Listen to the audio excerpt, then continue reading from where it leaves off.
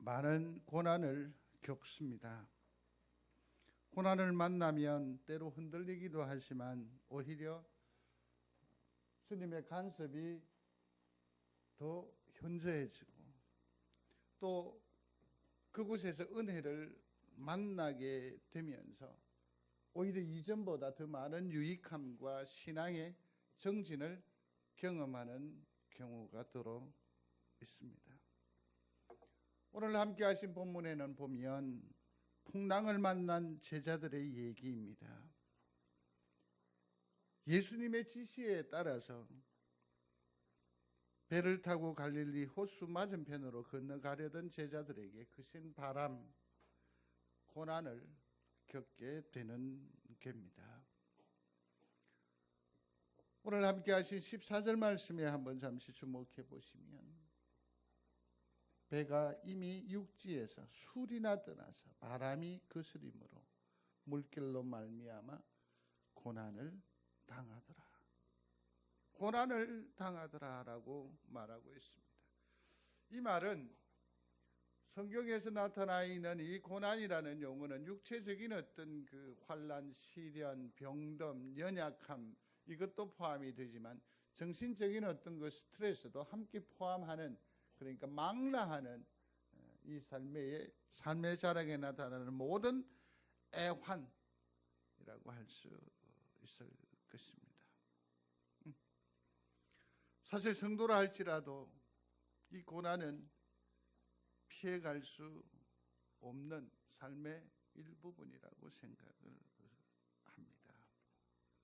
때로는 신앙 때문에 오히려 더 큰 아픔을, 고난의 문제를 겪기도 합니다.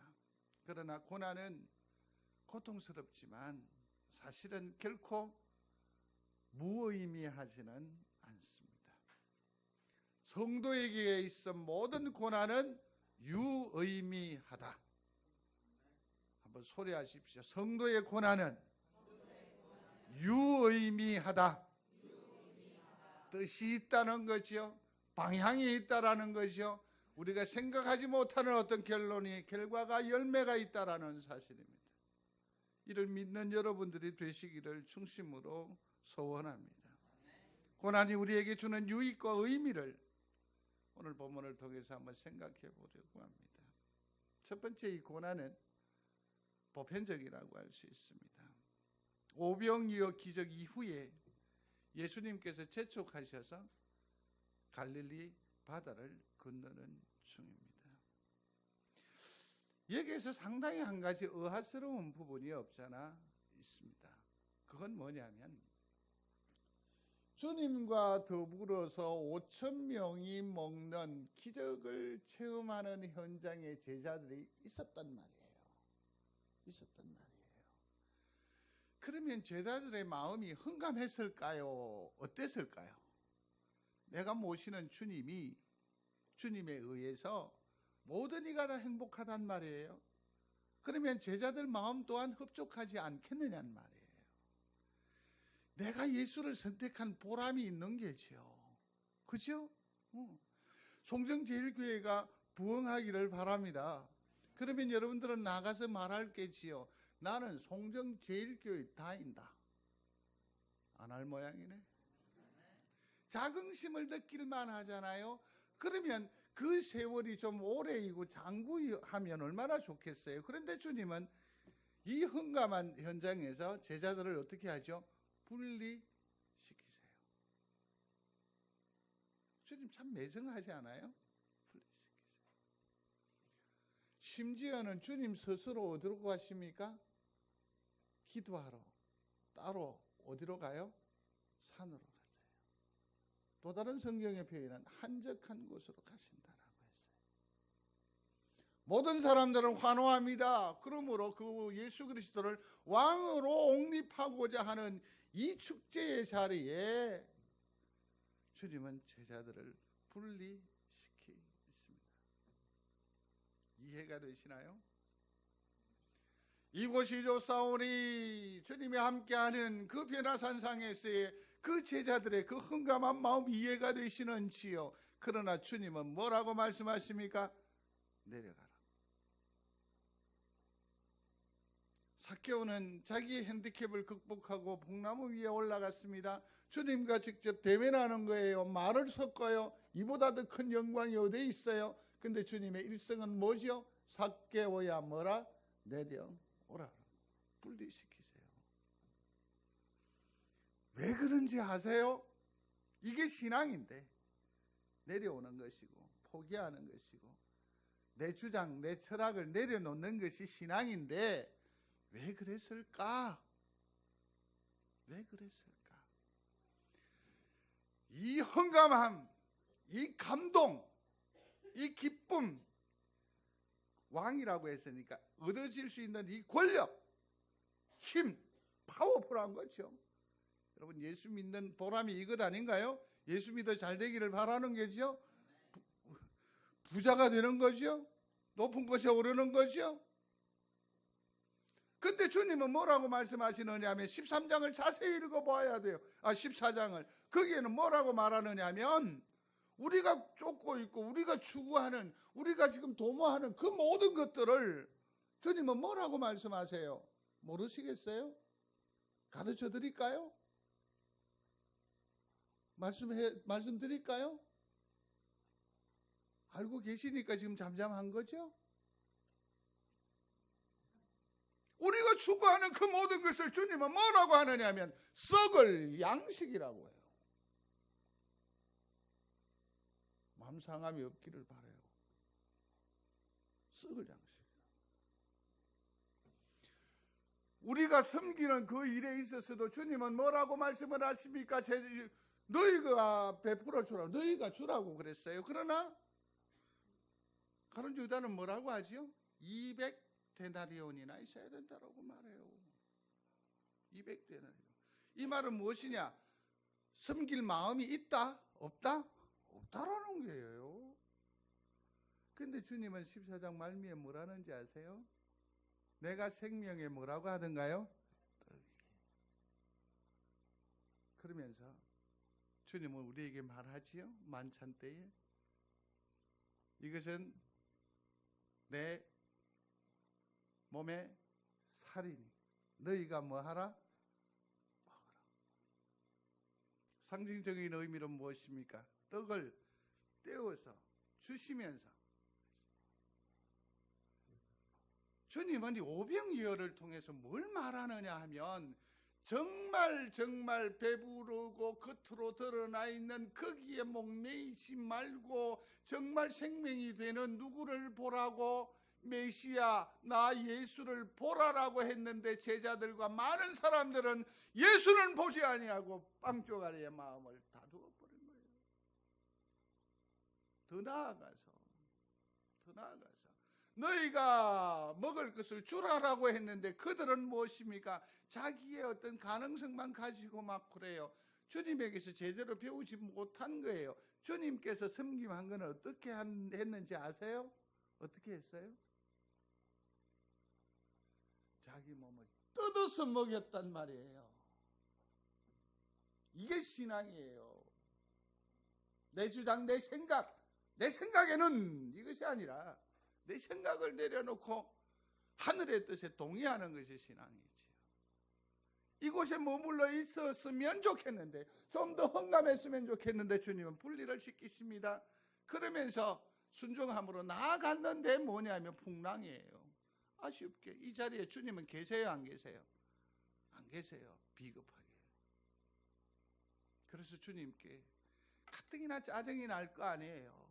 그 좋은 헌감한 걸 좀 즐기고 그러고 싶은데 떠나라 했으니까. 근데 환란이 와요. 실상 5,000명을 섬길 때에 주님께서 떡을 감사 기도하시고 나누어 줬을 때 그 떡을 모둠 자리에 누가 갖다 수종 들었어요? 제자들이요.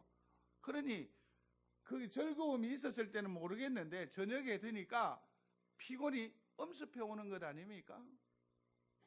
근데 정작 주님은 계시지 않아요? 얼마나 힘들고 얼마나 어려울까요? 그러나 사랑하는 성도 여러분, 이게 바로 신앙입니다. 한번 따라 하십시오. 믿음은 보험이 아니라 뭘 것 같아요?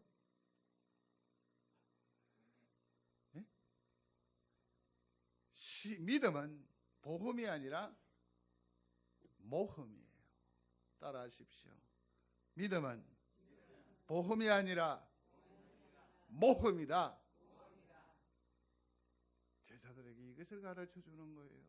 사랑하는 성도 여러분, 신앙은, 믿음은 복음이 아니라 모험이라는 사실을 다시 한 번 더 심령에 새기는 여러분들이 되시기를 바랍니다. 그래서 이 신앙의 여정에는 뭐가 있느냐 하면 모험, 고난이 있어요. 고달픔의 과정이 있다라는 얘기입니다. 그래서 주님은 분명히 말씀하셨습니다. 좁은 문으로 들어가라. 멸망으로 인도하는 문은 크고 그 길이 넓어 그리로 들어가는 자가 많고 생명으로 인도하는 문은 좁고 길이 협착하여 찾는 이가 적음이라. 고난. 여러분 이 부분에 대해서 동의하시겠습니까? 어쩔 수 없는 동의지요. 그죠? 어쩔 수 없는 동의죠. 그러나 성도 여러분, 신앙은 관점을 달리하는 겁니다. 우리 성격이 변할 것 같아요? 예수 잘 믿으면 변하잖아요. 안 변해요?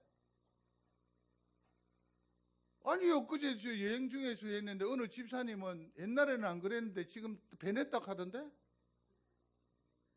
얼마나 유해졌는지 모르겠다라고 자랑을 하던데? 또 어떤 권사님 얘기할 때는 굉장히 착해졌다라고 하기도 하고 성격이 옛날에는 대단했다라고 얘기하던데 변할 수 있을까요? 없을까요? 속지 마십시오. 변하지 않습니다. 하나님께서 내게 주신 고유한 캐릭터이기 때문에 이건 절대로 변하지 않습니다. 변하지 않습니다. 단 뭐가 변해요? 관점이 변해요.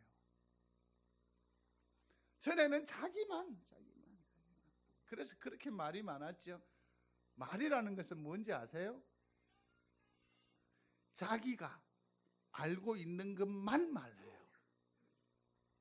그래서 사실 이 말은 극히 제한돼요.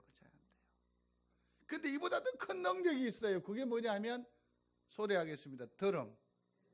자기가 경험해 보지 못했고 자기가 알지 못했고 자기가 체득하지 못했던 자기가 알지 못했던 모든 것들을 수용할 수 있는 방법이 뭐라고요? 들음이에요. 들음. 여러분들이 하늘을 품을 수 있을까요? 없을까요? 있어요. 어떻게 해요? 들음에서. 들음에서 뭐가 나요? 믿음이 오는 거죠. 믿음이 오는 거죠. 이처럼 관점을 바꾸는 거예요.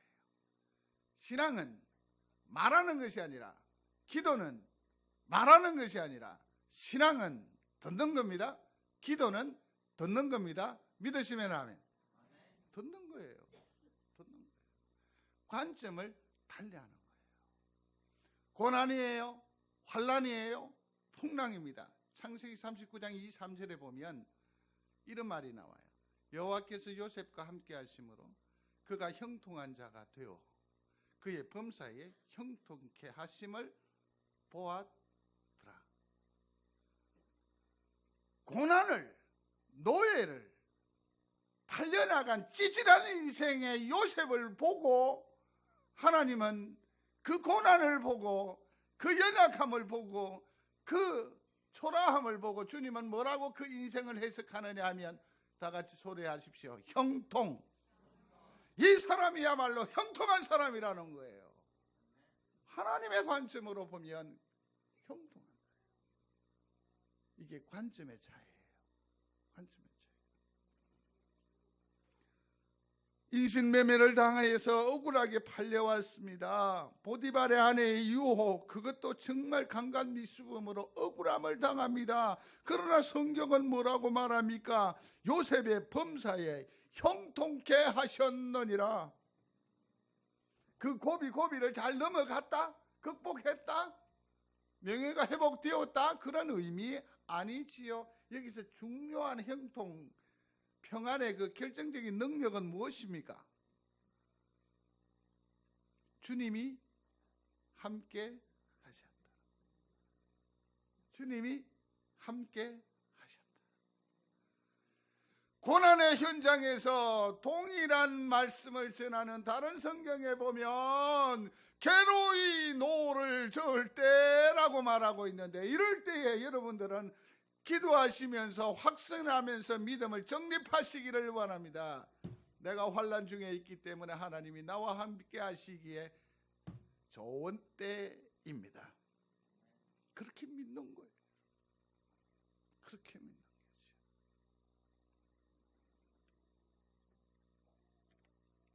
모두가 다 환난을 당합니다. 시련을 당합니다.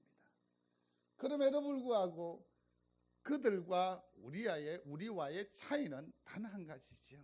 뭡니까? 주님이 함께 하십니다. 이걸 어려운 말로 뭐라고 하는지 아십니까?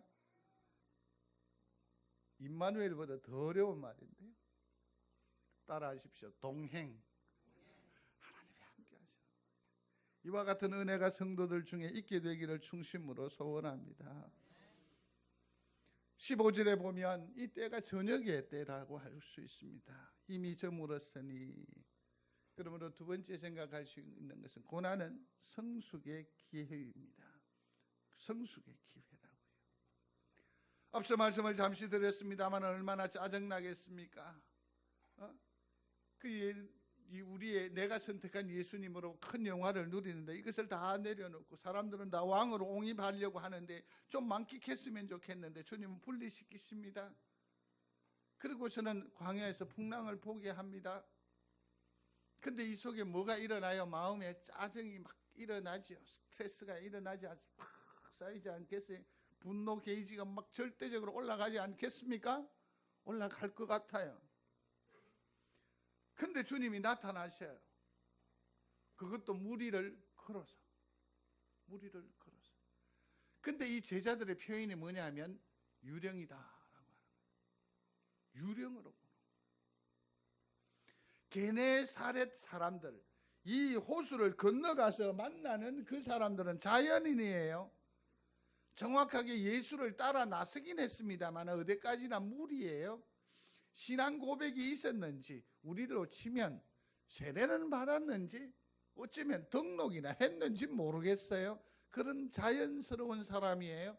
게네사렛 사람들은 뭐냐면 넘어가니까 14장 34절로 36절에 보면 건너가는데 주님을 알아봐요, 못 알아봐요? 단박에 알아봐요. 그런데 왜 제자들은 지금 정말 다급한 절체절명의 위기의 자리에서 왜 예수님을 못 알아볼까요? 두려움 때문이에요. 두려움이 우리의 시야를, 우리의 신앙을 혼돈스럽게 해요. 분리시켜버려요. 몸이 아프면 마음마저 떠나는 것 아시죠? 마음이 흔들리면 신앙마저도 어떻게 돼요? 상처를 입게 돼요. 우리의 신앙이, 우리의 목적지가 아무리 하나님의 나라이요 천국이라고 하지만 이 땅 위에 발을 딛고 사는 우리 성도들의 삶이 주의 인도하심과 보호하심과 축복하심이 없으면 그 하늘 나라를 바라보면서 끝까지 버텨 나아가기가 쉽지 않아요.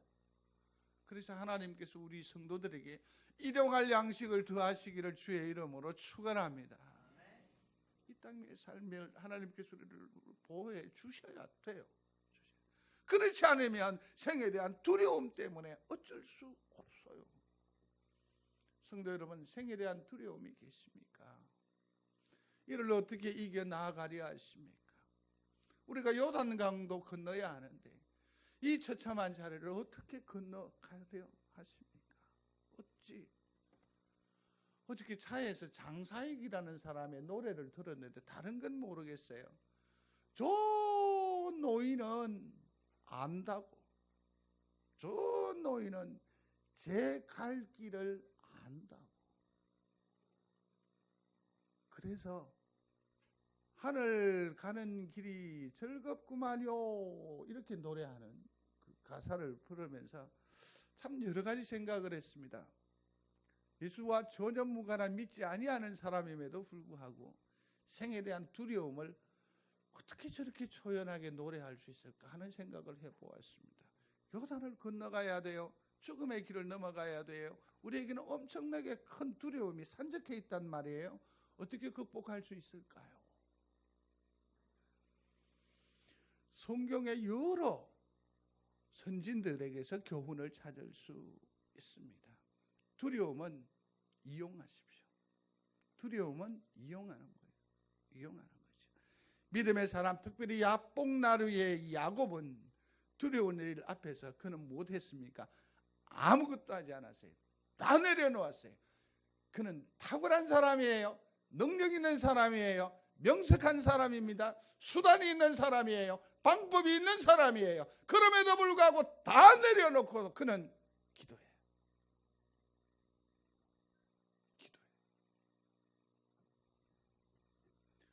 두려움이라는 것은 또 다른 우리에게 참으로 꺼리는 것이지만 놀라운 순기능이 있어요. 그건 뭐냐면 우리로 하여금 어쩔 수 없이 기도하게 해요. 그래서 두려움이라는 것은 때로는 우리에게 필요한 거예요. 아무것도 염려하지 말고 다만 모든 일에 기도와 간구로. 사랑하는 성도 여러분, 두려움이 있습니까? 기도하는 여러분들이 되시기를 충심으로 소원합니다. 베드로는 풍랑 위를 걸을 때에 주님을 바라보지 아니하고 무엇을 바라보여? 바람을 바라봐요. 그래서 그가 빠져들지요. 이때라도 괜찮아요. 성도 여러분, 기도하는 여러분들이 되시기를 충심으로 소원합니다. 주여, 손을 내미는 거예요. 나를 구원해달라고. 쪽팔리지만, 부끄럽지만 내가 누구에게 섰어요? 하나님 앞에 섰잖아요. 근데 뭐가 부끄러워요? 뭐가 문제예요? 두 손을 들고 하나님, 나를 도와주십시오. 내가 너무너무 무섭습니다. 이기게 해 주십시오. 하나님, 함께 해 주십시오. 제발 도와주십시오. 두려움을 이기는 방법은 무엇이라고요? 기도하는 것밖에 없습니다. 지금 성도들은 광야입니까? 그러면 관점을 달리하십시오. 지금은 뭐 하는 때? 기도하여야 할 때인 줄로 믿습니다. 지금 내가 척박한 곳에 서 있습니까? 외롭습니까? 눈물이 마르지 않습니까? 지금은 하나님께서 정하신 나의 성숙의 때임을 믿는 여러분들이 되시기를 충심으로 소원합니다. 하나님께서는 나를 이처럼 강하게 단련하셔서 매우 강한 존재로 나를 세워가실 줄로 믿습니다. 아멘. 괴로운 건 놓쳐가세요. 세 번째 생각할 수 있는 것은, 따라하겠습니다. 결론은 주님과의 동행입니다. 한번 생각해 보십시오. 주님이 함께 그 영광을 보다가 우리로 건너가게 하고 우리는 고난을 받는데 주님은 없어요. 주님 어디 계시게요 도대체? 응? 주님 뭐 하신대요?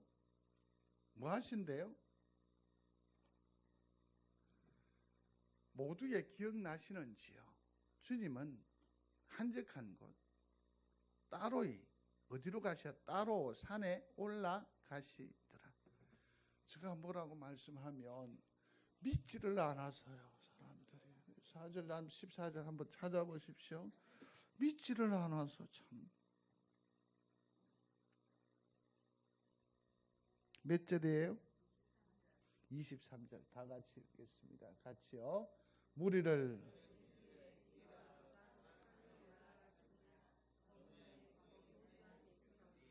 주님 어디 계시느냐고요? 장소적으로는 산이겠지요.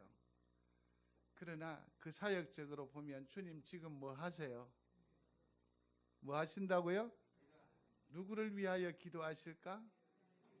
하나님, 내가 백성들의 마음을 얻었습니다. 이제는 기회가 되었습니다. 이제는 나로 하여금 왕으로 등극하게 하옵소서 그랬겠어요? 아니요. 저들의 마음이 얼마나 낙심하였을까요? 저들의 마음은 여기에 머물러 있었을 터인데, 주님 내가 그들을 분리하였습니다. 더 크게 사용하시려고요. 더 크게 하나님의 일에 역사하게 하려고요. 내가 훈련하는 그런 의미로 그들을 분리했습니다. 저들의 마음을 위로하여 주옵소서. 그들이 풍랑 중에 있습니다. 고난 중에 있습니다. 저들에게 힘을 주십시오. 이길 능력을 더하여 주십시오. 누구를 위해서 기도하셨겠어요? 제자들을 위해서 기도했어요. 주님 어디 계시느냐고요? 날 위해 기도하시는 거예요. 믿는 여러분들이 되시기를 중심으로 소원합니다. 소원합니다. 우리는 평안이라고 했었을 때에 우리 가운데에 아무 문제가 없는 것을 평안이라고 생각을 하는 것 같아요. 저는 아니라고 생각을 합니다.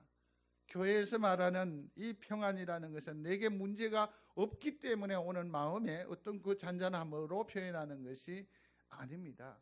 사도 바울의 예를 들어보면 그가 고린도후서 11장에 내가 옥에 갇히기도 많이 하고 매도 수없이 맞고 여러 번 죽을 뻔하였으니 유대인에게 40에서 하나 감한 매를 5번 맞았으며 3번 태장으로 맞고 1번 돌로 맞고 3번 파선하여 일주야를 깊은 바다에 지냈으며. 제가 왜 성도들 얼굴을 보는지 아십니까? 이 진정한 사도 바울의 의미를 안다고 하면 인상을 써야 돼요. 다시 읽어볼게요. 배고프고 춥고 이러면 그냥 이래야 되는데 무덤덤하죠. 말씀과 동질화되는 그런 은혜가 있었으면 좋겠습니다. 그렇게 많은 환난과 시련 중에 있어요. 그런데 그는 자기 마음을 뭐라고 말하느냐면 평안을 말해요. 보세요. 성경이 말하는 평안은 자기 속에 문제가 있고 없고가 아니죠. 아니에요. 그러면서 이 사도 바울이 평강을 말하는데 그건 뭐냐면 문제 가운데에서도 주님이 나와 함께 하심을 믿는다는 것이에요. 많은 문제가 있음에도 불구하고 주님이 나와 함께 하심, 그게 진정한 형통이요 평강이라는 성경의 관점, 신앙의 요구. 믿으시면 아멘. 이거예요. 말씀을 맺습니다. 30절 한번 보겠습니다. 같이 읽겠습니다. 30절 시작. 부서 빠져가는지라 소리 질러 이르되 주여 나를 구원하소서. 33절입니다. 배에 있는 사람들이 예수께 절하며 이르되 진실로. 여기서는 뭐냐면 하나님의 아들이라고 하면 테우히오스라고 하는 겁니다. 우리 좀 고상하게 예수 믿어봅시다. 테우 휘오스. 휘오스는 아들이란 말이에요. 휘오스, 테우, 하나님의 아들. 근데 이 말을 예수님보다 먼저 쓴 사람이 있습니다. 로마의 황제 아우구스투스라는 사람인데 율리어스 시즈라는 말 들어보셨습니까? 시즈. 하여튼 뭐 은비슷하게 기억이 나실 거예요. 저보다 조금 못한 것 같아요. 그 정도만 기억하시면 됩니다. 율리어스 시즈예요. 근데 이 사람이 말해놓고 부끄러워 죽겠는데 내보다 못할 사람은 아닌데 훨씬 낫습니다. 이 사람이 백성들을 통치하면서 뭐냐면 자기를 신의 아들이라고 했어요. 그 아들 아우구스투스도 왕위를 오르면서 그는 뭐라고 말하냐면 자기도 신의 아들이라고 해요. 이게 이제 로마가 정권을 다 잡으면 오늘 오후 시간에 로마 시대의 그 지도를 보여드릴 건데요. 로마라는 나라가 얼마나 영향력을 크게 가졌는지 그 땅덩어리를 한번 보여드릴게요. 그러면 이 예루살렘이라든지 지금 우리가 주목하고 있는 주님의 그 지경은 뭐 볼펜으로 점을 볼펜이 요 딱지만도 안 해요. 그렇게 커요. 근데 거기에서는 이 왕의 하나님의 아들 또 혹은 신의 아들이라고 자기를 신격화해요. 그래서 전 그 자기 국토 내에 그 동상 우상 있잖아요. 그게 66개나 된다고 합니다. 아마 김정은도 66개 정도는 안 될 거예요. 그죠? 근데 이 정도로 그냥 신격화가 되어져 있습니다. 근데 이것을 그러니까 어떻게 설명을 드려야 되겠나요? 이렇게 설명을 드려야 되겠네요. 테우히오스예요. 신의 아들이에요. 이게 로마 말로 하면 신의 아들이에요. 근데 이걸 헬라 말로 하면 테오시오스 하면 아들의 신이 돼요. 말이 좀 어감이 틀려지죠. 그래서 이것을 번역을 할 때 말을 바꾸는 거예요. 히오스 테우라고 해야 돼요. 그런데 예수님께서 쉽게 말씀을 드리면 이런 거예요. 율리어스 시저가, 아우구스투스 로마의 황제가 자기를 뭐라고 했냐면 신의 아들이라고 했어요. 신의 아들, 테오히오스라고 했어요. 그러면 헬라어로 주님은 하려고 하면 어떻게 해야 돼? 히오스 테오라고 해야 되는데 주님은 어떻게 하느냐면 똑같이 테오히오스라고 했어요. 주님이 지금 엄청난 착각을 하고 계시는 것 같아요. 만일 로마 황제와 똑같은 신의 아들이라는 용어를 쓰면 예수님은 온전할까요? 못할까요? 비지배인이에요. 억압당해 있는 거예요. 전 세계를 호령하는 황제, 힘. 그러나 예수는 목수의 아들이에요. 정작 나이도 30밖에 되지 않아요. 그것도 갈릴리 촌부예요. 아무도 주목하지 않아요. 그런데 그가 뭐라고 하느냐면 제자들의 입술을 통해서 하나님의 아들이라고 해요. 그러면서 성경은 우리에게 물어요.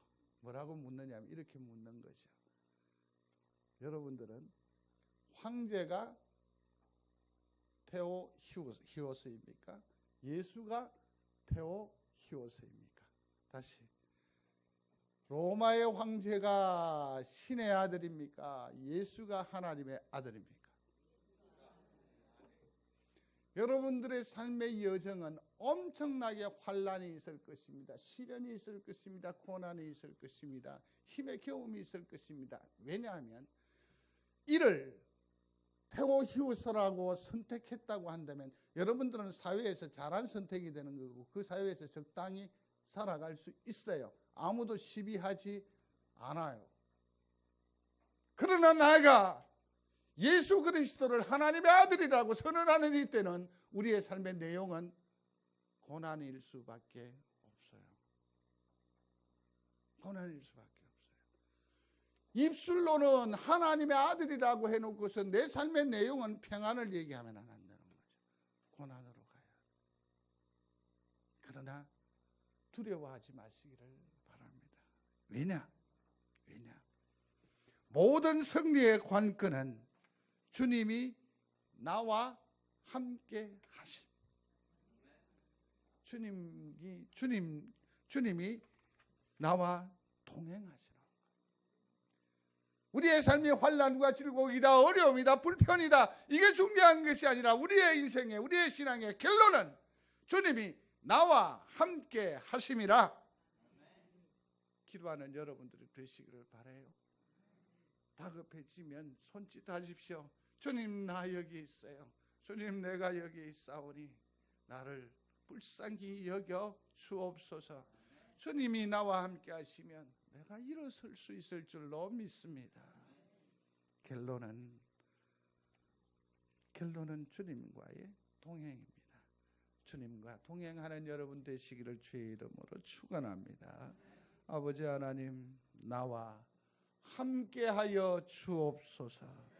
우리의 영원한 동행자가 되어 주옵소서. 예수님의 이름으로 기도드리옵나이다. 아멘.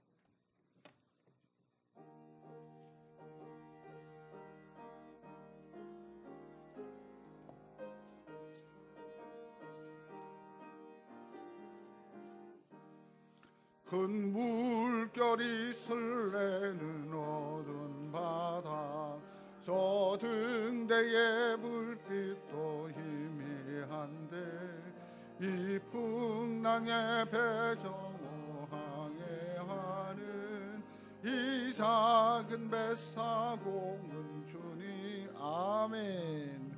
나 두려움 없는